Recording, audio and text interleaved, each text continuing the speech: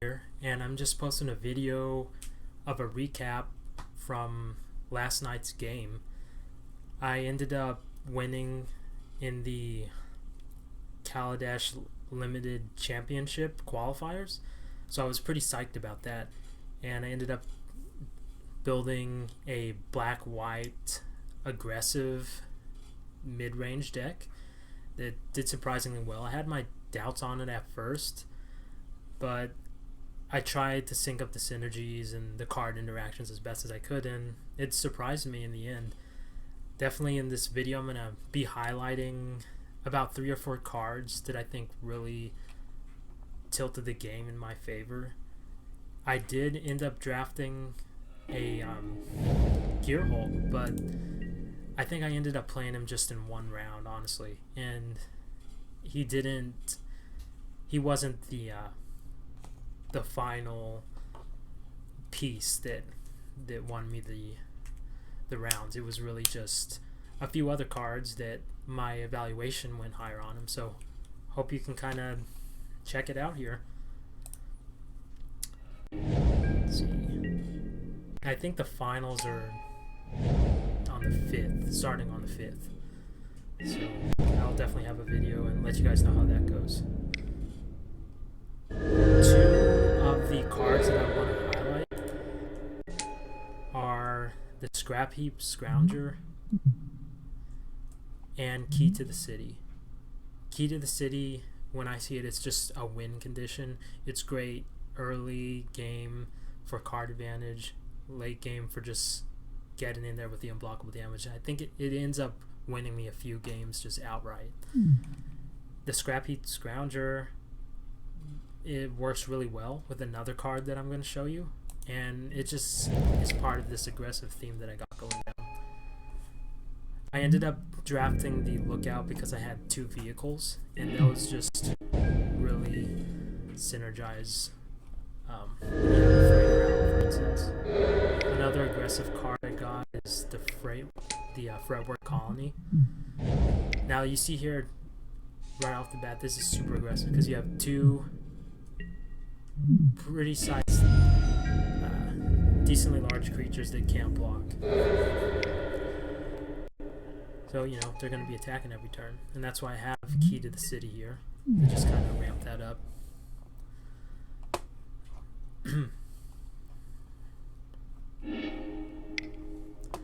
This guy had a late start. He was able to stabilize, though. But that's where Key to the City kind of came in to break his defenses. Fretworks.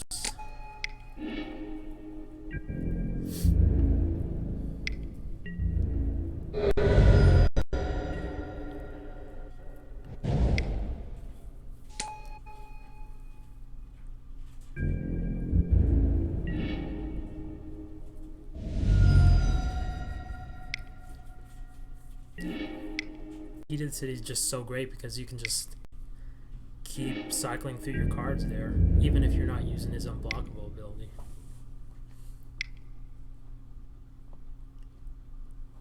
Skyway shot, that's fine. So he's able to wipe the board, but I was still able to pull through.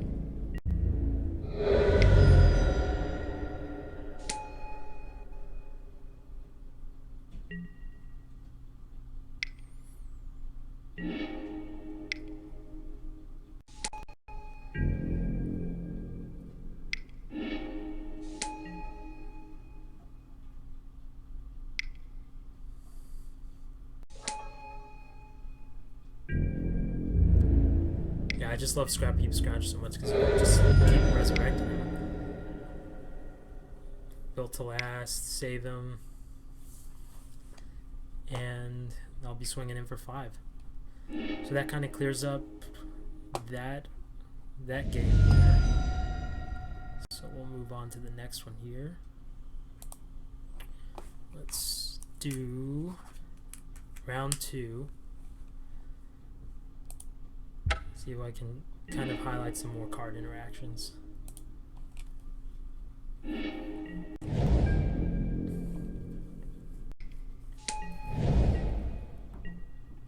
I I ended up main decking the Whirlmaker, but for the second game of each round, I usually sideboarded it out for a Fragmentize or another build to last.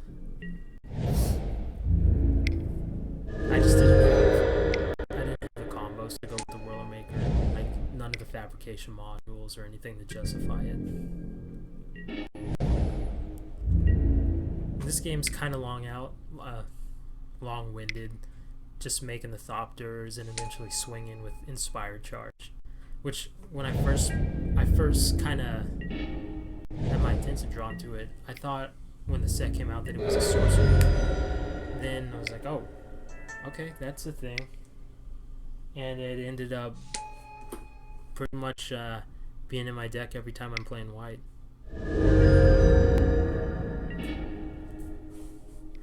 I sideboarded blue for the 2 Cloud Blazers because honestly I was pretty dried up on my card pool in black and white at that point, so I felt it was a decent choice.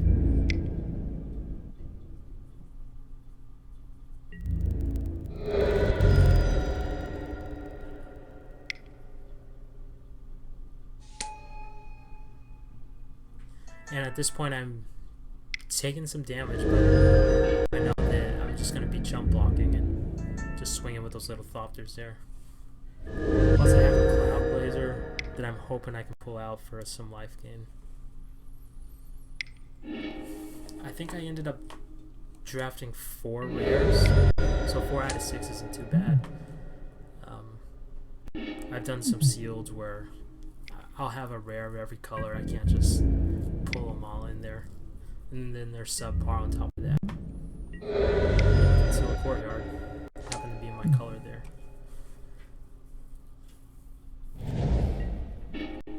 And I was talking about earlier, I got the Gear Hulk, the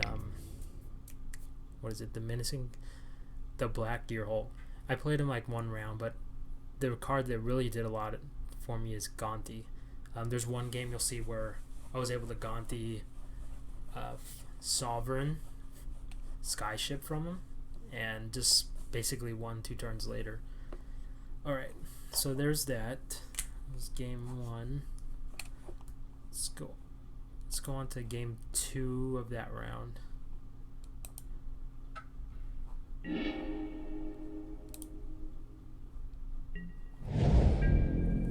So I kept that hand, and again, look how aggressive it is. You got 2 guys that can't block, and just kind of beat down cards.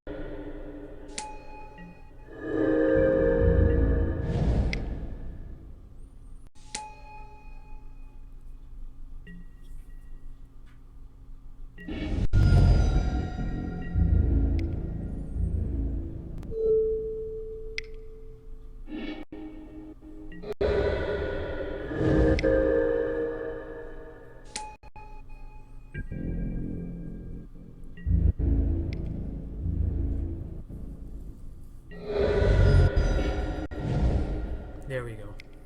There's the key to the city.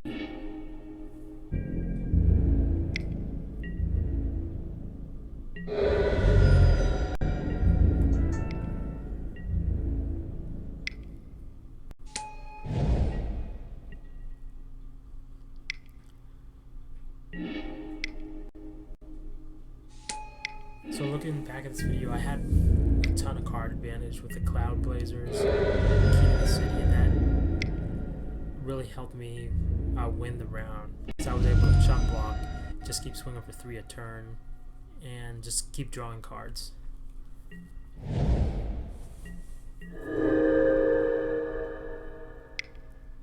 In that 9th bridge control, I've been able to get him decently large the past few games. So he's a solid card. At first, when I was first drafting this set, I didn't rate him too highly until I started seeing what he can do when you generate a bunch of tokens and you need to chump block. Eventually, you chump block a few times and then you have a formidable beefy pile on the board.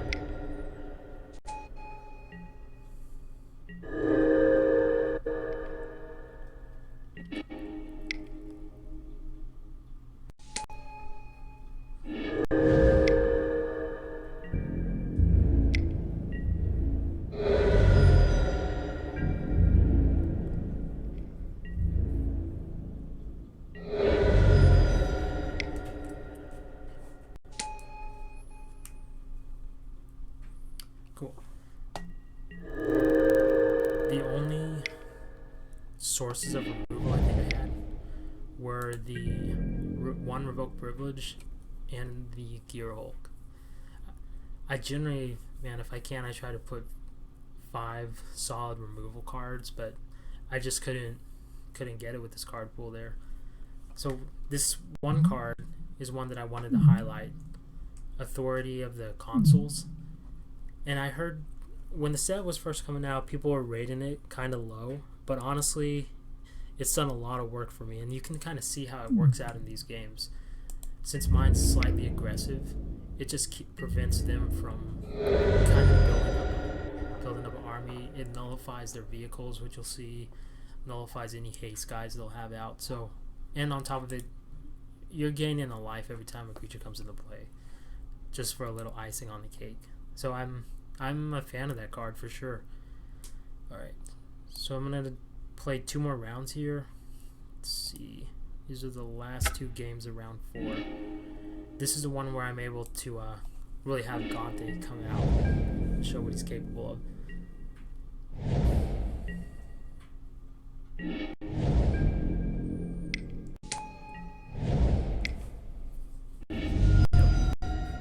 Killing the bug early.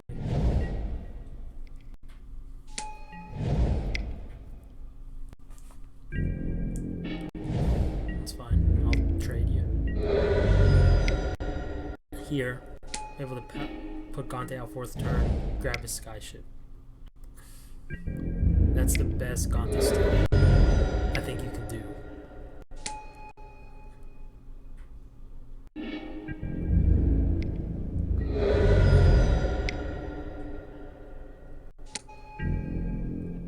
Turn 4 Gante, turn 5 Skyship. I mean, it's hard to recover from that. Almost got the Death Touch guy.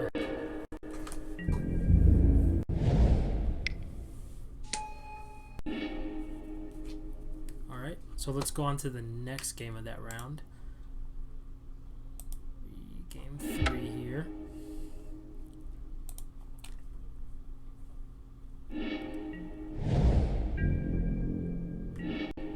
I kept the hand because I had a 1-drop, so I had a Gante in my hand. I was hoping for planes. So here is an example of what happens when you get the authority of the consoles out early, like on 2nd turn. You can see how it nullified his ability to Sky Skiff. Most people, they drop the Sky Skiff turn 2, they'll attack with the Sky Skiff on the following turn. But now I've gained a life, tap their guy, just leaves them, and it just, as you'll see as the game progresses, it makes it impossible for them to build up a defense. And they get some decent guys out too, but it's just not enough. It's just really great for your haste guys, just everything in general.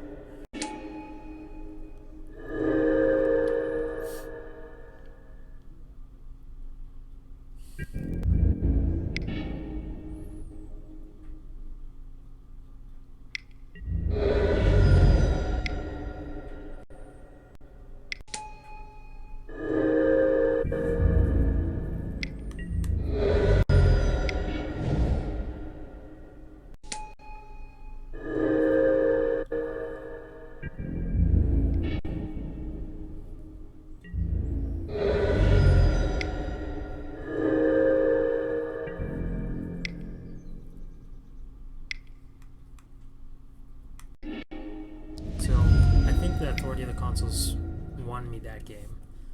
Right there. Alright, number 4. So we'll go on to one game, round 5. So here's the last game.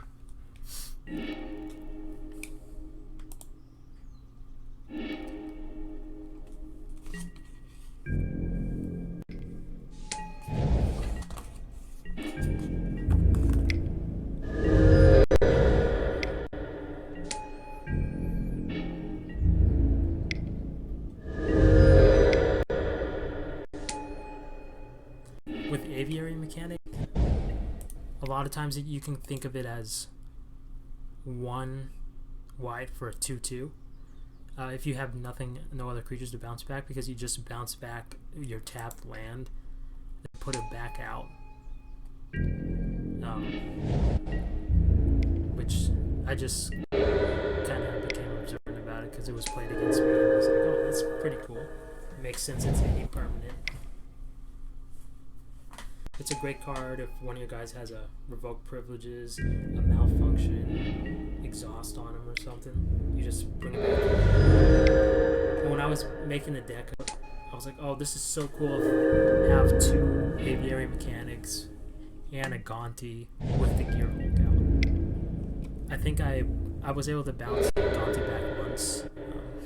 Like I said, Gear Hulk never really saw play. One thing I did see that was pretty neat. What was it? Oh yeah.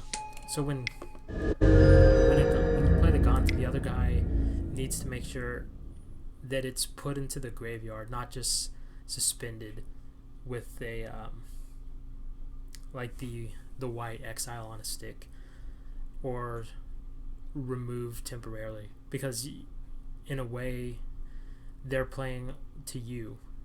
I mean, they're only helping you out because they're allowing your Gonti to trigger again when he comes back to the board. For instance, if they try to select for inspection or anything like that, which is why Gonti is just such a powerful card in general.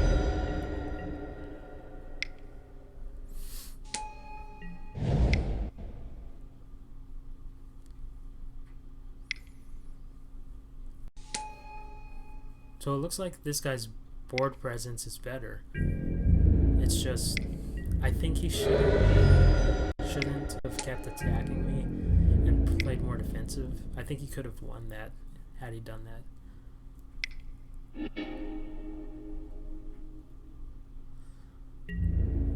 So I think I might as well just swing for 3 a turn, since he's doing the same for what, 6 with this Sky Skiff and Wisp-Weaver Angel.